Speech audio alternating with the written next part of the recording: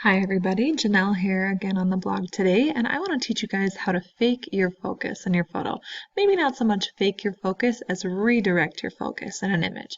I've got this picture here of my son. We were on an outing at the zoo, and I like his little expression and his hair right here, but I feel like there's a lot of distractions in the background. I have this gal pushing her stroller and then this gal in the orange shirt, and it's just hard for me to direct my eye to him where I want it to be. So I'm going to kind of force my eye to go there by blurring everything else out. So we're going to go ahead and get started. Let's create a copy of our background or of our photo. And you can do that by hitting Control or Command J. And there you go. You've got a copy of your background layer. Now, what I want to do is come up here to the filter and select Blur and Gaussian Blur. And you can choose how many pixels you want your radius to be. You don't want to go too high because it's too fake. It's very obvious that it's photoshopped.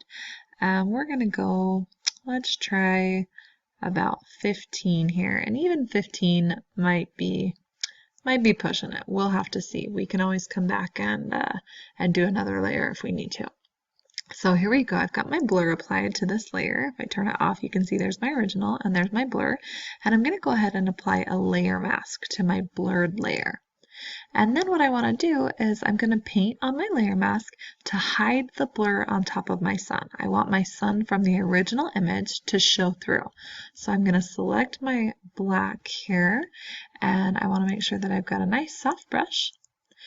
And let's go ahead and get started. I'm going to start at 100% opacity, but just right here at the main parts of his face, maybe his eyes, his nose, and his mouth here. And then I'm going to change the opacity. I'm going to bump it down a little bit because you've got to think as with your aperture, you know, it slowly goes out of focus. And so that's what we're going to try and recreate here digitally. So then I'm just going to paint just a little bit further.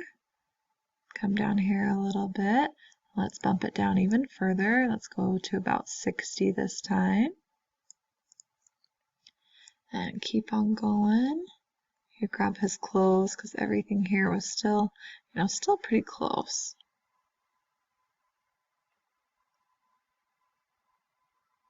And grab the back of the stroller. I think I am going to leave this front piece blurred out just a little bit.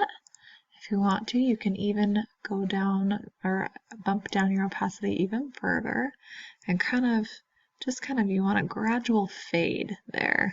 You don't want this stark line of in focus and not in focus because, as I said, that's obviously not realistic. So let's see, let's turn off our top layer here and see how we're doing. So see, you can see that he's pretty in focus, and I've kind of blurred these out, and it just helps draw your eye right to him as opposed to going over your background as well. So let's see, I'm going to turn this off one more time. I probably need to blur out some of this with his hair right here. I've hidden a little too much, and I'm going to blur some of that back in there. I've got some on this side that need to be blurred too. So I'm just painting white back on my mask to show the blur back in here. Okay, and there we go. So I've just taken a Gaussian blur and a layer mask and kind of forced your focus there. I'm going to do this one more time with a different pixels for my radius so that you can see. I'm going to go ahead and turn this one off, and remember this one was 15, so let's go to Filter, Blur, Gaussian Blur again, and this time let's try 10. See if we can tell much of a difference. I'm going to go back to 100% here. I want to apply a layer mask and grab my black, blur out his face, or excuse me, show his face, get rid of the blur. Bump it down a little bit, kind of go even a little further here. And even further.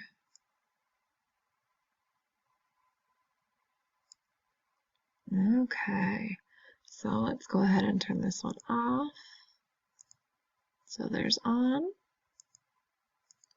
and off.